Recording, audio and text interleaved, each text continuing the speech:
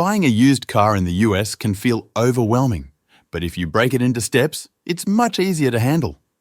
Let's walk through the process.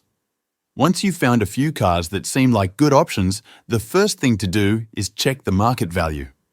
Sites like Kelley Blue Book, Edmunds or NADA can give you an idea of what that specific car is worth. These guides let you enter details like the year, mileage and trim level, and they'll show you different price ranges. If you're buying from a dealer, focus on the retail value. If it's a private seller, look at the private party price. And if you're trading in your old car, you'll also want to check the trade-in estimate. Knowing these numbers up front makes it easier to negotiate later.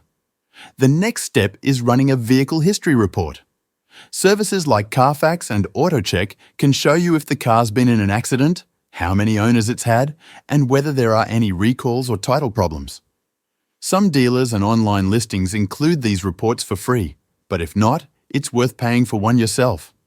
Just remember, the report doesn't tell you everything, so you'll still need to inspect the car in person.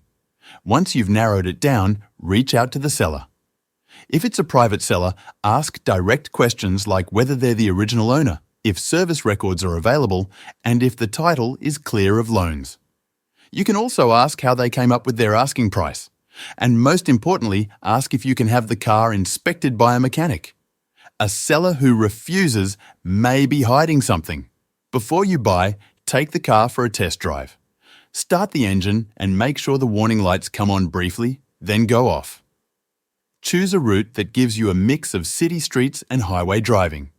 Pay attention to acceleration, braking, visibility, and any unusual noises. Don't forget to check smaller details too, like seat comfort, storage space, and whether features like air conditioning and lights work properly. If the test drive goes well, bring the car to a mechanic for a pre-purchase inspection.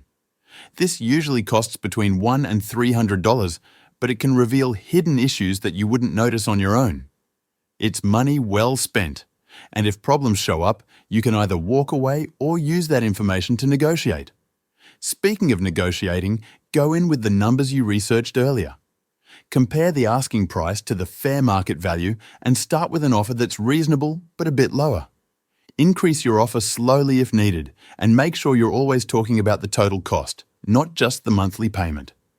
Dealers sometimes focus on monthly payments to distract from the overall price. Also, ask for a breakdown of all fees before you agree to anything, since some added charges can be unnecessary. And if you feel pressured or things don't seem right, don't be afraid to walk away. Once you've agreed on a price, it's time to finalize the deal. If you're buying from a private seller, you'll need the signed title, and you'll have to make sure the paperwork is filled out correctly for your state. If the car still has a loan on it, you might need to complete the sale at the bank that holds the loan.